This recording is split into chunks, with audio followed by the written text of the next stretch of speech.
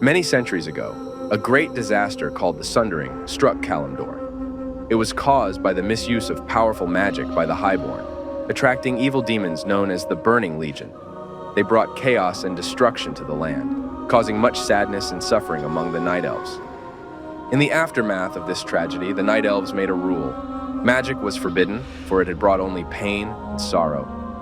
But the Highborn, proud and stubborn, refused to give up their magic. They believed it was their right, their heritage. As time passed, tensions grew between the Highborn and the other elves. The Highborn continued to practice their forbidden magic in secret, thinking themselves wiser and more careful than before. They did not fear the consequences of their actions. One fateful day, a mighty storm ravaged the land, caused by the reckless use of magic by the Highborn.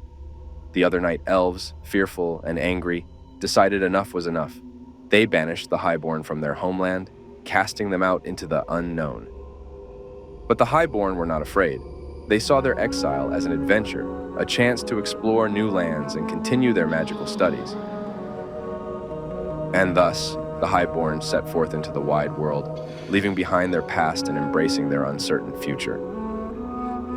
Little did they know what wonders and dangers awaited them beyond the borders of Kalimdor. In a land far away, across vast oceans and treacherous seas, Dathramar and his Highborn companions embarked on a daring journey to find a new home. Guided by the whispers of magic, they ventured into the eastern kingdoms, facing many trials along the way. Their path led them through icy winds and biting cold, as a fierce blizzard threatened to swallow them whole. Trapped in the grip of winter's fury, the Highborn struggled to survive. But just when all seemed lost, a kind-hearted tribe of primitive humans came to their rescue, sharing their meager food and offering shelter from the storm. The Highborn, humbled by this act of kindness, realized the true cost of their exile. Without the powerful magic of the Well of Eternity to sustain them, they were vulnerable to the harshness of the world. Yet, with renewed determination, they pressed on, their spirits lifted by the promise of a new land. At long last, they arrived in a place of lush forests and pulsing magic, a land ripe with potential. But their joy was short-lived, for they soon encountered a fierce and savage foe, the Amani forest trolls, who jealously guarded their territory from intruders. Undeterred by the trolls' hostility, Dathramar and his companions stood firm, ready to claim their rightful place in this new land. And so, the stage was set for a clash of civilizations as the Highborn faced their greatest challenge yet in their quest for a new home. The arrival of the Highborn infuriated the Amani trolls, who harbored a bitter hatred of elves from the days of Queen Azshara. The Amani sent out raiding parties immediately to slaughter the unwanted trespassers, and the Highborn soon learned to fear troll ambushes in the dense forests. Yet the elves were stubborn and pushed forward, using their great magical prowess to decimate any Amani who dared to cross their path.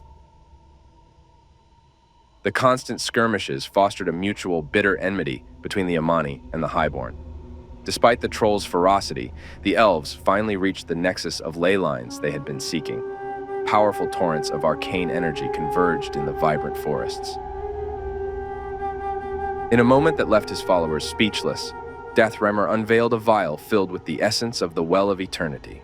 This precious item, stolen from the Night Elves' grasp before their exile, held the key to restoring the magic that had once flowed freely through their veins.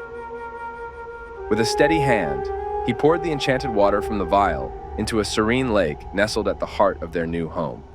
As the liquid touched the surface, a wondrous transformation unfolded before their eyes. A radiant burst of energy pierced the heavens, bathing the land in a warm, golden glow. Overwhelmed with awe and gratitude, the Highborn named this magnificent source of power the Sunwell, a beacon of hope and renewal for their people. In honor of Dathramar's courage and vision, they vowed to protect and cherish this sacred place for generations to come. And so, with the Sunwell's light to guide them, the Highborn embarked on a new chapter in their history, united in their determination to reclaim their heritage and forge a future filled with promise and magic. They called their new land Quel'Thalas, High Home, and declared that it would dwarf the Night Elves' civilization and stand as a monument to the ages. Fueled by the enchanting magic of the Sunwell, the Highborn worked tirelessly to build their new kingdom of Silvermoon amidst the verdant forests of Kelthalis. With every touch of their skilled hands, they shaped the land into a place of beauty and wonder, where the golden light of the Sunwell illuminated their every step. The Amani forest trolls, guardians of the ancient ruins upon which Silvermoon stood, saw the elves as trespassers on their sacred land. With their numbers far outnumbering the elves, the trolls launched fierce attacks in an attempt to reclaim what they believed was rightfully theirs. The High Elves fought valiantly against the relentless onslaught of the Amani.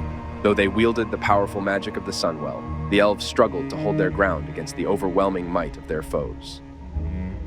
Each battle was hard-fought and costly, with the blood of their kin staining the earth beneath their feet. But through sheer determination and unwavering resolve, the High Elves slowly but surely carved out a homeland for themselves, pushing back the Amani. And so, Silvermoon stood as a testament to the sacrifices made by the High Elves, a beacon of hope and resilience in the face of adversity.